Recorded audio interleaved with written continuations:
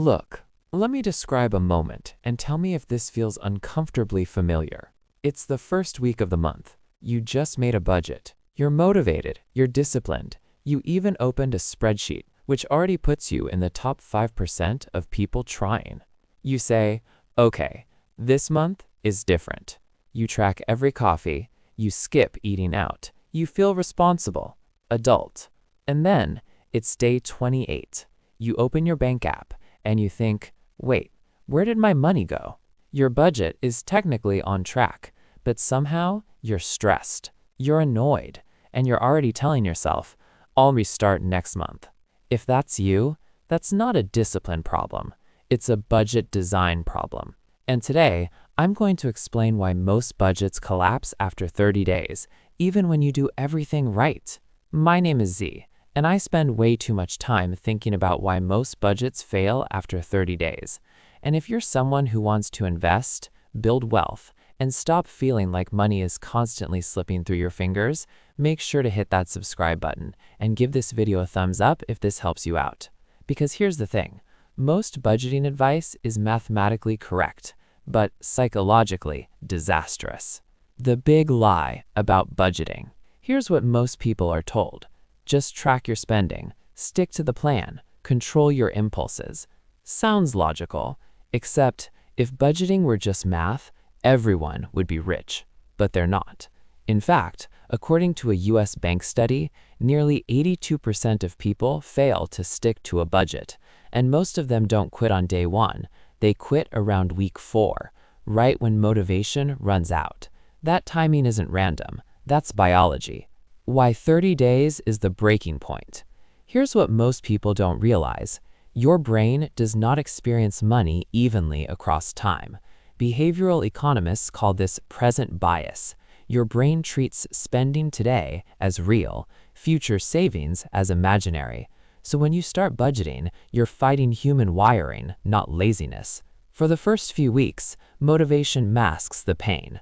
But after about 21 to 30 days, motivation fades and reality shows up.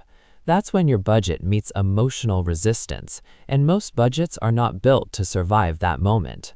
Most budgets assume you are rational, consistent, and emotionally stable, equally disciplined every day, which is adorable, but wildly unrealistic. Here's a simple example. Let's say you budget $300 a month for fun. That's $10 a day. Mathematically, perfect. Psychologically, awful. Because your brain doesn't think, oh nice, $10 today. It thinks, I can't spend $290 of my own money. Restriction feels worse than loss. This is why people blow budgets after being good for weeks. The rebound effect. This is where it gets really interesting. Psychologists have studied this. When people restrict themselves too tightly, they don't become disciplined, they rebound. It's called ego depletion. You resist, you resist, you resist, and then you snap. That's why someone skips coffee for 20 days, then orders a $60 dinner and doesn't even enjoy it. It's not bad planning, it's predictable human behavior. Now you might be thinking, okay, but I track everything, that should help. Actually, over-tracking increases failure rates. A study published in the Journal of Consumer Research found that excessive monitoring increases decision fatigue, which leads to impulsive spending later. In other words, the more you micromanage money, the more your brain looks for an escape. Budgets don't fail because people don't care. They fail because they care too much, too constantly. Let me say this clearly. People don't quit budgeting because they're irresponsible. They quit because the budget makes them feel poor, even when they're not. That emotional mismatch creates resentment, and resentment always wins. I had a friend, smart, good income. He told me, I don't get it. I budget perfectly, but I still feel broke. We looked at his numbers. He was saving, he was investing, he was doing everything right, but his budget had one fatal flaw. It only told him what he couldn't do. It never showed him what he had already won. No visible progress, no emotional reward, so his brain checked out. The math versus the mind. Here's the uncomfortable truth. Your brain needs feedback loops, not just rules. If your budget only restricts spending, it feels like punishment. and no system based on punishment survives long term. The zero-based budgeting problem. A lot of gurus push zero-based budgeting, every dollar assigned, nothing left unplanned. On paper, brilliant. In real life, it assumes no surprises, no emotions, no bad days. But life isn't static, it's messy, and rigid systems break under pressure. The $1,200 problem.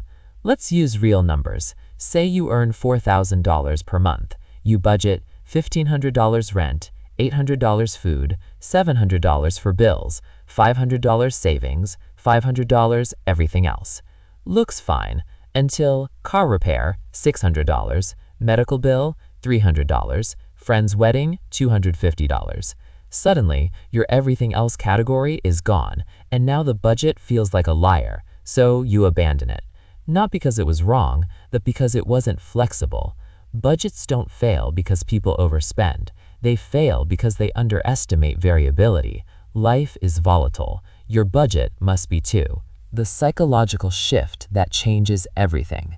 This is the moment where things click. Stop thinking of a budget as a control system. Start thinking of it as a permission system. Instead of, I can't spend money, it becomes, this is money I've already won. That shift alone dramatically increases success rates. The anti-budget framework. Here's what actually works long-term. Step 1. Pay yourself first. Savings and investments happen automatically, no decision required. Step 2. Cover fixed expenses, rent, utilities, insurance. Step 3. Create guilt-free spending buckets, money you are allowed to spend freely. No tracking every coffee, no spreadsheet guilt. If the bucket is empty, you stop. Not because you're bad, but because the system is clear. And that's why the anti-budget works when traditional budgets fail, because it aligns with how humans actually behave. You reduce decisions, friction, and emotional fatigue, and you increase clarity, consistency, and long-term follow-through. This isn't softer budgeting, it's smarter budgeting. Now you might be thinking, but Z, won't that make me lazy with money? No, it makes you sustainable. Discipline that lasts beats perfection that collapses, every time. Here's the final twist. Most people treat 30 days as a test, pass or fail. That's the wrong frame. 30 days is a feedback cycle, not did I stick to it, but where did friction show up? Budgets should evolve, not shame you. Stop tracking every transaction. Automate savings first. Create flexible spending categories. Build visible progress, graphs, balances, milestones. Expect imperfection and plan for it. That's it. Simple, human, effective. Look, you don't need more discipline. You need a system that works with your psychology, not against it. Money isn't just math, it's behavior. And once you respect that, budgets stop failing after 30 days. They start working for years. If this helps you rethink money even a little bit, hit subscribe, drop a like, and I'll see you in the next one.